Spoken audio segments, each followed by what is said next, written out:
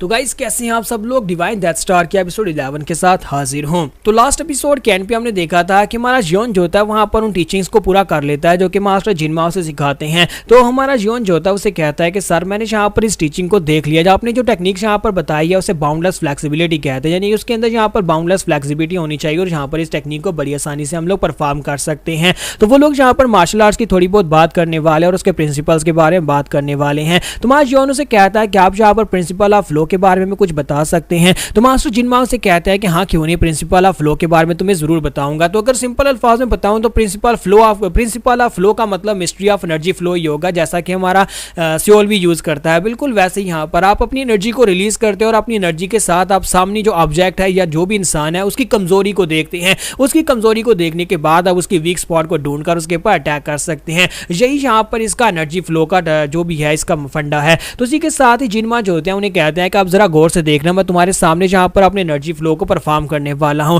और इसे हम लोग डीमन वेन फॉर्मेशन भी कहेंगे। तो वहां पर सामने एक पिलर होता है और पिलर के सामने आकर खड़े हो जाते हैं और उसे कहते हैं कि अब ध्यान से देखना। तो हमारा जियोन और चंग दोनों ध्यान से देख रहे होते हैं और इसी के साथ ही एल्डर जो होते हैं वहां पर अपना हाथ उस पिलर पर रखते हैं, साथ ही अपनी एनर्जी उसके अंदर डालती हैं। जब वो अपनी एनर्जी को रिलीज करते हैं तो यानी कि इसका मतलब यह है कि वो अपनी मिस्ट्री ऑफ एनर्जी फ्लो को रिलीज कर रहे हैं और वो सारी एनर्जी उस पिलर के अंदर जा रही है जहां पर से वो उसकी कमजोरी को ढूंढेंगे और उस कमजोरी के ऊपर एक छोटी सी चोट लगाएंगे जिससे कि वो पूरे का पूरा पिलर टूट जाएगा। तो इसी के साथ ही वहां पर तैयारी कंप्लीट हो जाती है। जब एनर्जी रिलीज करने के बाद उन्हें कमजोरी मिल जाती है, वो दूसरे हाथ का पंच बनाते हैं और कहते हैं कि अब जरा गौर से देखना, अब मैं यहाँ पर इसके वीक स्पॉट के ऊपर अटैक करने वाला हूँ। सभी लोग वहां पर देख रहे होते हैं और इसी के साथ ही एल्डर वहां पर दे मारते हैं। जैसे वहां पर पंच मारते हैं तो वो पिलर जो होता है टुकड़े टुकड़े हो जाता है। तो एल्डर उनसे कहता है क्या तुम्हें यहाँ पर दिखाई दिया, तो मैंने यहाँ पर इसे कैसे यहाँ पर तोड़ा है, मैंने इसकी वीक स्पॉट को देखा और उसके बाद इसको तोड़ दिया। और बाकी के सभी डिसाइपल्स भी वहां पर खुश हो रहे होते हैं कि एल्डर जिनमा जो है यानी कमांडर जिनमा जो है ये उनकी स्पेशल टेक्निक है और हमने भी यहाँ पर इस टेक्निक को सीखा हुआ है।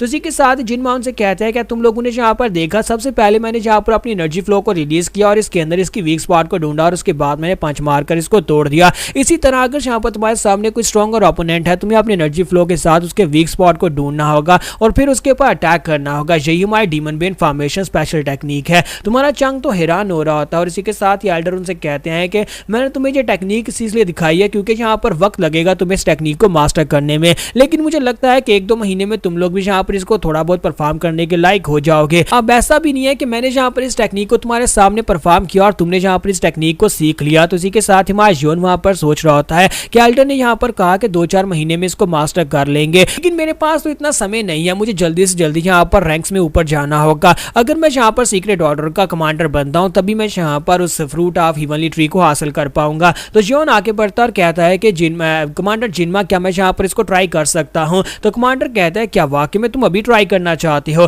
तो वो कहता है जी कमांडर मैं अभी ट्राई करके देखना चाहता हूँ। वो जाकर सामने पिलर के खड़ा हो जाता है, वहां पर एक और पिलर होता है। वहां पर जाने के बाद वो कहता है मैंने यहाँ पर इसके तरीके को देखा है कि कैसे करना है, पहले अपनी एनर्जी को रिलीज करके इसके अंदर इसकी कमजोरी को ढूंढना है। तो इसी के साथ हमारा जियोन वहां पर अपनी ब्लेड हार्मनी यानी ब्लेड रेजोनेंस वाली एनर्जी को रिलीज करता है और जैसे वहां पर अपनी एनर्जी को रिलीज करता है तो वहां पर उसे आसपास की हर एक चीज दिखाई देती है। एनर्जी जो होती है आसपास के दराड़ू के अंदर जा रही होती है, उस पिलर के अंदर जा रही होती है और वहीं पर उसे पिलर के अंदर एक स्पॉट के ऊपर सारी की सारी एनर्जी जो है कनेक्ट होती हुई दिखाई देती है, यानी दराड़ू के अंदर से एनर्जी एक पॉइंट के ऊपर इकट्ठी हो रही थी और वही उसका वीक स्पॉट होता है। तुम्हारा जियोन कहता है कि मुझे मिल गया और साथ ही वो अपनी तलवार की बैक को वहां पर उसके ऊपर मारता है। जब वो तलवार को उसके ऊपर मारता है यानी शीट के साथ ही तलवार को मारता है तो वहां पर हल्की सी तलवार लगने के साथ ही पूरे का पूरा पिलर जो होता है वो टुकड़े टुकड़े हो जाता है। तो जब हमारा जियोन उस पिलर को तोड़ देता है वो काफी ज्यादा खुश होता है और कहता है कि लगता है कि मैंने यहाँ पर प्रिंसिपल ऑफ एनर्जी फ्लो को भी मास्टर कर लिया है। इसका मतलब यह है कि मैंने यहाँ पर डीमन वेन फॉर्मेशन को मास्टर कर लिया। तो जियोन काफी ज्यादा खुश हो रहा था और कहता है कि अगर यहाँ पर इसको थोड़ा सा और प्रैक्टिस किया जाए तो ये और भी बेहतर हो जाएगी।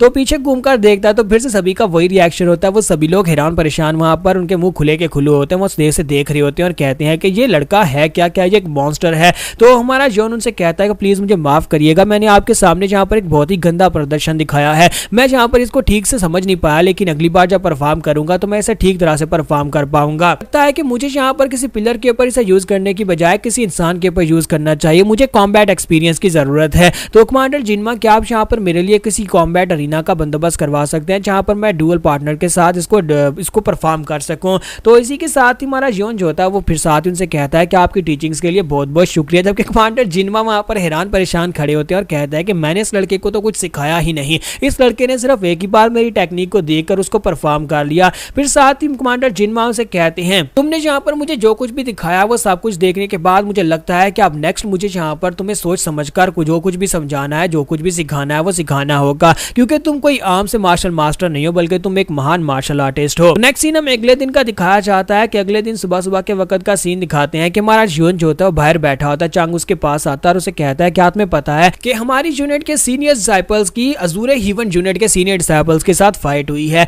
तो यून कहता है क्या यहाँ पर उनकी आपस में फाइट हो सकती है, क्या यहाँ पर उनकी फाइट्स अलाउ हैं? तो उसे कहता है नहीं, ये फाइट्स अलाउड तो नहीं है, क्योंकि यहाँ पर फोर्ट्रेस का एक रूल है अगर फाइट करना चाहते हो तो चैलेंज करो और फिर अरीना में फाइट करो। इस तरह से फाइट करने से पनिश भी मिलती है, यानी सजा भी मिलती है। तो यून कहता है लेकिन उन लोगों ने फाइट क्यों की? तो चांग उसे कहता है कि हाँ, अब यहाँ पर उन्होंने फाइट की क्यों, ये तो बड़ी इंटरेस्टिंग बात है। उन्होंने तुम्हारे पीछे यहाँ पर फाइट किया। वो लोग एक टैवरन के अंदर बैठे हुए थे, तो हमारी यूनिट के लोग और अजूरे यूनिट के लोग वहीं पर उसी टैवरन के अंदर बैठे हुए थे, जहाँ पर अजूरे यूनिट के लोग यहाँ पर हमारे लोगों का मजाक उड़ा रहे थे, स्पेशली तुम्हारा, क्योंकि जब उन्हें पता चला कि तुमने एक ही दिन में यहाँ पर सिर्फ एक ही बार देखकर डीमन फेन फॉर्मेशन को मास्टर कर लिया, तो उन्होंने डीमन फेन फॉर्मेशन का मजाक उड़ाना शुरू कर दिया और कहा कि ऐसा बिल्कुल भी पॉसिबल नहीं है। अगर यहाँ पर जो पॉसिबल है और एक ले लाइन वाले लड़के ने यहाँ पर इस टेक्निक को मास्टर कर लिया तो फिर डीमन फेन फॉर्मेशन तो बहुत ज्यादा कमजोर फॉर्मेशन है, जिसकी वजह से हमारे सीनियर्स को गुस्सा आया और लोगों ने फाइट करना शुरू कर दी। तो माजियोन कहता है कि ये क्या, इतनी सी बात के ऊपर वो फाइट कैसे कर सकते हैं? तो चांग उसे कहता है कि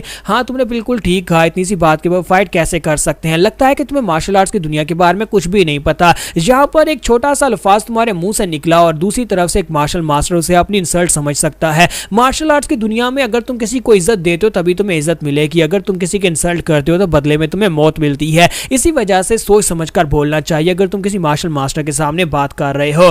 फिर साथ ही चांग उसे कहता है लेकिन मुझे लगता है कि तुम्हें तो खुश होना चाहिए, सब कुछ तुम्हारी वजह से हो रहा है कि सीनियर्स यहाँ पर तुम्हारी वजह से दूसरी क्लास के सीनियर्स के साथ फाइट कर रहे हैं। मुझे लगता है कि तुम यहाँ पर खुश हो रहे होगे। तुम्हारा यून सोच रहा होता है कि मुझे नहीं लगता कि वो मेरी वजह से फाइट कर रहे थे, वो डीमन पेन फॉर्मेशन के इंसल्ट होने की वजह से फाइट कर रहे होंगे। फिर साथ ही हमारे यून को वहां पर कुछ समझ आती है और वो कहता है कि मुझे लगता है ये मेरे लिए एक मौका हो सकता है। अगर मैं यहाँ पर सीक्रेट ऑर्डर का कमांडर बनना चाहता हूँ तो उसके लिए मुझे यहाँ पर एल्डर्स की सहमति चाहिए होगी और साथ ही मुझे यहाँ पर सपोर्ट चाहिए होगी। अगर कमांडर जिनमा को मैं अपने साथ मिलाना चाहता हूँ और साथ ही अपनी सारी जितनी हमारी यूनिट है उन सभी के लोगों को यहाँ पर अपना आप दिखाना चाहता हूँ, तो फिर मुझे रैंक्स में हायर होना पड़ेगा और उन सभी को दिखाना पड़ेगा कि मैं उनके भरोसे के लायक हूँ और इसके लिए मैं यहाँ पर फाइट करके इस बात को साबित करूंगा। तो यून उठकर खड़ा हो जाता है और चांग से कहता है कि चांग चलो आओ चलते हैं। वो कहता है कहाँ पर जाना है? तो हमारा यून कहता है कि तुमने ठीक कहा कि सीनियर्स ने मेरे लिए वहां पर दूसरी यूनिट के कमांडर्स के साथ फाइट की है। अगर ये फाइट मेरी है तो फिर मुझे जाकर खुद उनसे बदला लेना चाहिए। मैं जाकर अजूरे यूनिट के सोल्जर्स को चैलेंज करूंगा और उनसे फाइट करके उनको दिखाऊंगा कि मैं इतना कमजोर नहीं हूं, उन लोगों की हिम्मत कैसे भी यहाँ पर हमारी यूनिट की इंसल्ट करने की।